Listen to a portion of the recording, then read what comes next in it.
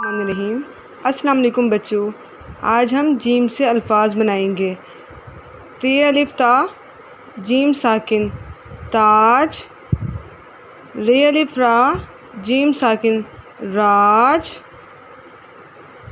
کاف الف کا، جیم ساکن کاج، لام الف لا، جیم ساکن لاج،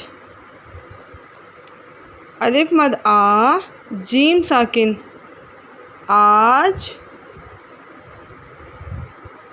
ایک دفعہ پھر دہراتے ہیں۔ تے الف تا، جیم ساکن تاج،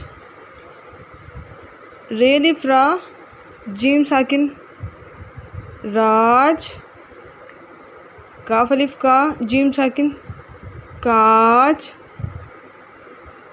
لام الف لا، جیم ساکن لاج، الف مد آ، جیم ساکن آج۔